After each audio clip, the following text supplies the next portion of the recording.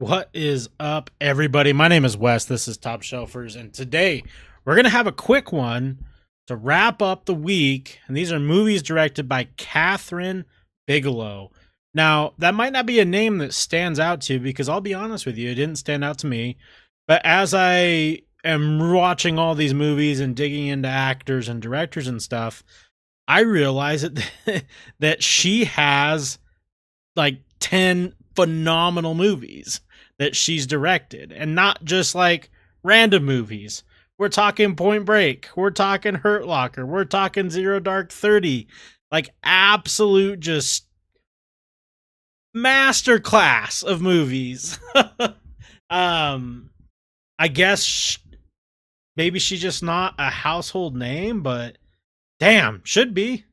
Absolutely should be. So 10 movies, top 10. We might as well just go knock it out. I figured it'd probably be pretty straightforward here. So, um, I guess this is going to be one of those ones that really just comes down to what type of movies you like and what kind of movies you don't like. So, uh, I'm going to start off with, even though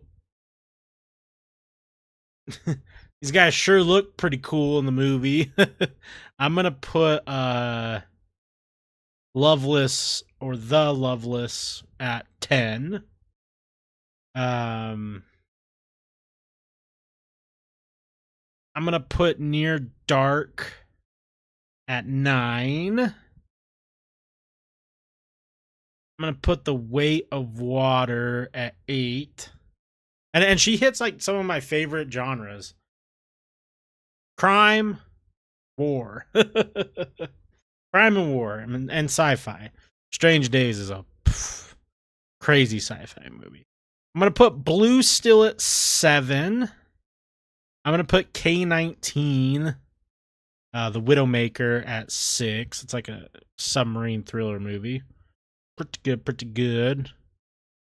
This is where, gosh, I don't know. I'm going to put Strange Days at 5, even though it's awesome sci-fi. I'm going to put Detroit at 4. And then this is where it really gets tough. Point Break is a iconic movie for me. I mean, that was, it's Point Break. But Zero Dark 30 and Hurt Locker are just a different thing. I remember that scene in Hurt Locker that just like, I didn't serve, right?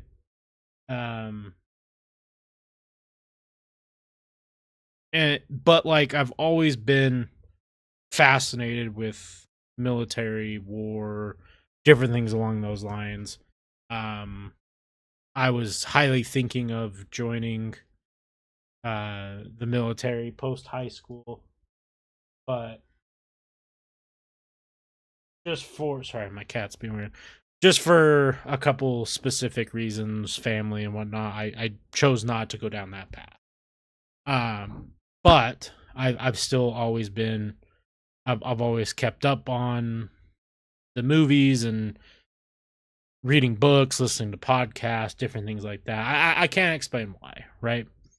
And Hurt Locker, if you haven't seen it, you're doing yourself just a disservice. But Jeremy Renner plays a bomb diffuser, right? This very high risk, important position.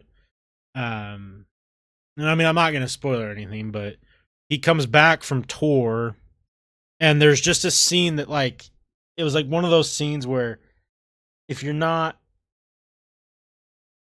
like in tune and understand everything and like you don't think a little bit deeper and dig a little bit deeper, it's just, you may have just not even thought twice of it. But he's back and he's at a grocery store, and I think he's in the cereal aisle, and there's just all of the cereal, right? Like picture your cereal aisle.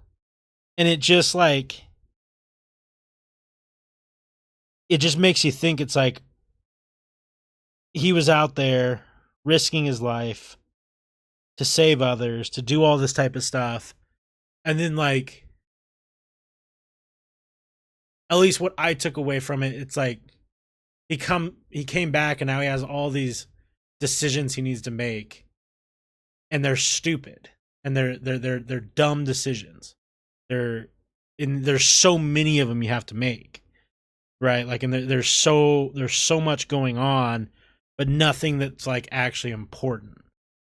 And then he signs back up because it's just, and I don't know if it's like I've never like listened to them talk about the movie, but like I just wonder if they were trying to share the perspective of like it's overwhelming to come back from a tour when you see stuff like they do in that movie, and then now you're back and you're just like, I have to, like, to go do these things that are just so dumb, and but there's so much options and choice and decision, and there's no meaning behind it. There's no importance behind it. But you have to make them.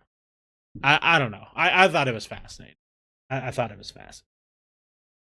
With that being said, though, I guess we were trying to do a quick one, and I just got into it. I am going to put Point Break at 3. We're going to put Zero Dark 30 at 2, and we're going to put Hurt Locker at 1. Zero Dark 30 is phenomenal. Another war movie.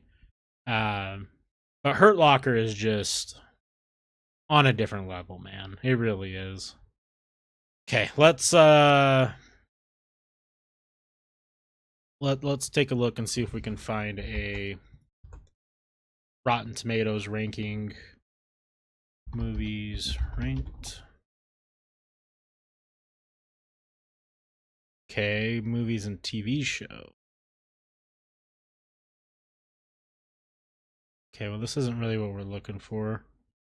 That kind of spoils everything. Is there a ranker somewhere? Rankers usually are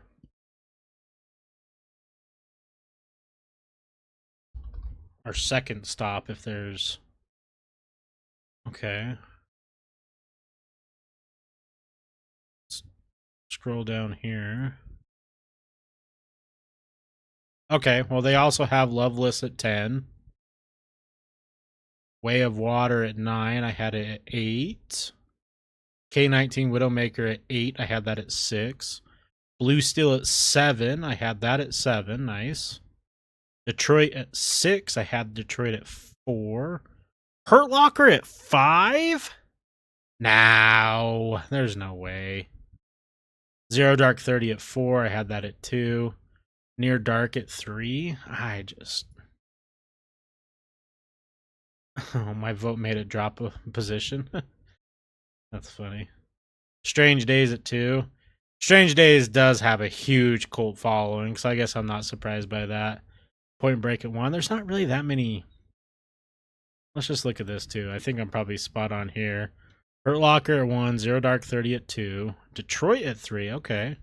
Near Dark at 4. Wow. Point Break at 5. Strange Days at 6. K-19 at 7.